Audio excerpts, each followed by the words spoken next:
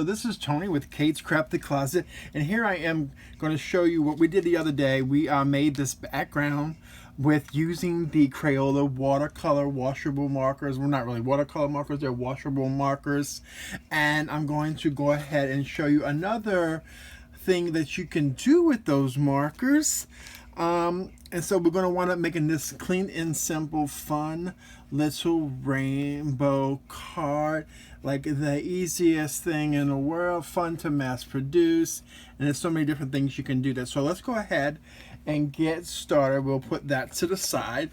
First thing I went ahead and did is I cut down some 100-pound, it's some red cardstock from Michael's Recollections. This is a top folding A2 size card, which means that it's 4 1/4 by 5 1/2. I know traditionally with rainbows we pair it with either white or black, depending on the subtlety or the boldness we want with it. I wanted a middle ground, so I went with a red. So with that being said, and then we're going to pull out a piece of Strathmore watercolor cardstock. This is cold press, and I went ahead and die cut that with the MFT rectangle A2 size die here. So got that done. So we can put that to the side. We don't need it just yet, but we will momentarily. Next thing we're going to do is we're going to bring in this heroarts Woodblock stamps, background stamp set. Love this little, it's such versatile, you can do so much with it. So we got that, and next thing we're going to do is we're going to bring in our washable markers. And I just went ahead and picked out the rainbow colors: red, orange, yellow, green, blue, and purple. There are 3 additional colors in there. I think it's 4 additional colors. I think it's brown, black, pink, and gray. So let's just go ahead and start off with our red, and we're just gonna, on the side of the marker, we're just going to color in our rubber stamp here. It's like, so you just go in the rainbow order. You can go into the color combinations of your choice. All depends on what you're going for. You can use any background stamp as you want. You don't have to necessarily use this one in particular. So any kind of background stamp that you have. So we got the yellow, which is going to be the lightest of our colors, but that works out perfectly anyway. So I just want to make sure that one's a hard one to see on there. So grab our green. The green can see really well, comes up pretty super bright, and just continue this. And don't, it's like, the more color the better, of course, but if you miss spots, it's okay.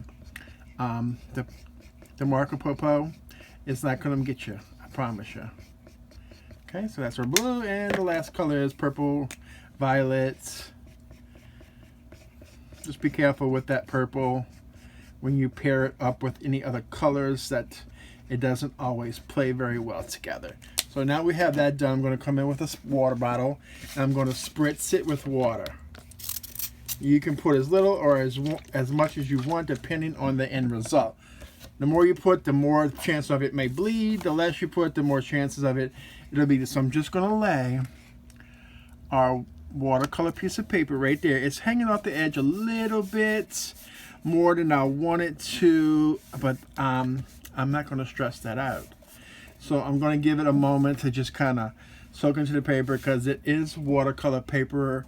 So my color, the water, will sit on top of that for a moment before it absorbs. So I want to make sure I get the best. So I'm just going to carefully remove that. I'm going to clean up our water so we don't get too absorption. We're done with our stamp. Easy, that cleanup is easy on that because it is washable.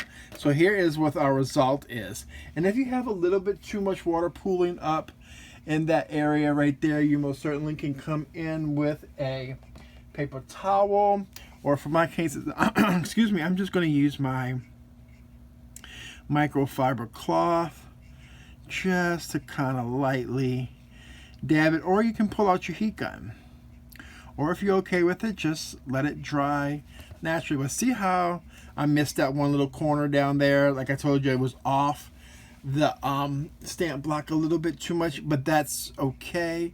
I'm not really honestly going to stress that out. So we do have a little bit more water on there than I want.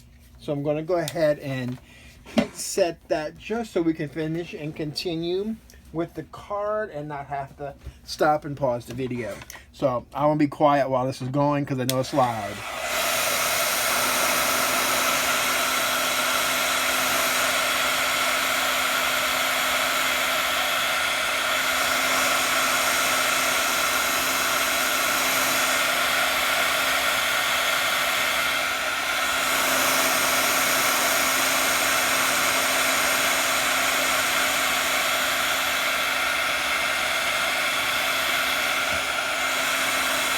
Okay, we're pretty much all nice and dried up right now. It's like, but that little piece there bothers you. You can redo it and save this and cut this down a little bit smaller for your card front. But for me, this is just a little like an artsy, art journal-y, could be mixed media type of situation going on here. So that is what we have so far. So then we're going to go in and we're going to put in sentiments on here, and I have this My Favorite Things stamp set called Rainbow Greetings, and we're going to choose for my colorful friend sentiment, and I already have it inside of my We Are Memory Keeper precision press here. And it's already, so this is where, like I told you, the yellow is the lightest part of our card, but it works out for us because that's where I was going to stamp the sentiment, and it's lined up pretty nicely. Then I'm going to come in with some Lawn Fawn Jet Black ink here, and I'm going to ink it up. It's like if we have to do it more than once, this is where this precision press comes in handy and is my friend. So I'm going to go ahead and pull that through and just press and then pull it up. And I am totally 100% okay with that first stamp images. So isn't that just awesome?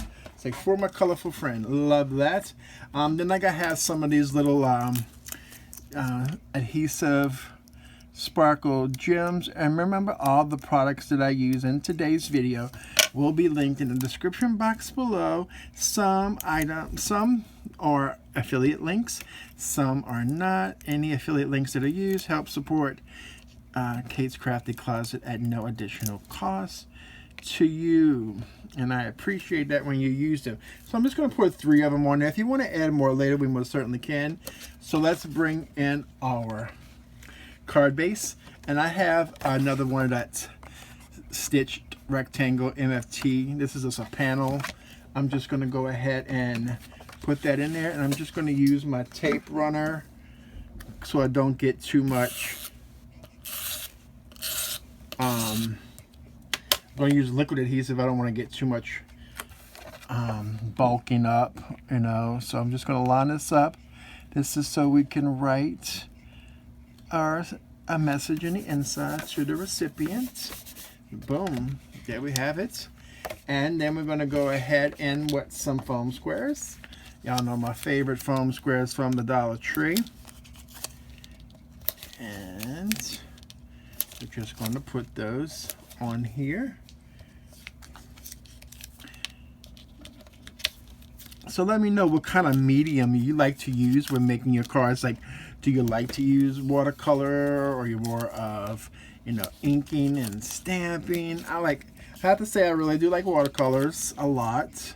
I love the fun ways to use them. So the fact that I can use this inexpensive markers that are in my stash, I'm all gung-ho about this. So I'll adhere this to the top of the panel after later on. And another little thing you can do, this is a stitched cloud die from My Favorite Things. If you want to add that to the front of your card, like put the person's name, the recipient's name, if your handwriting is good, or if you have those clickable letters and it'll fit within the side of this, or like totally 100% up to you.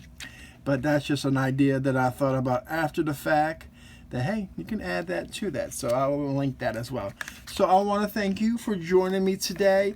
I hope you enjoyed this tutorial, and I hope to see you in the next video. Make sure you hit that thumbs up button, as well as hit that subscribe button if you aren't already subscribed, and make sure you hit that notification bell so you get notified from YouTube when I upload videos. Thank you, and have a crafty day, y'all.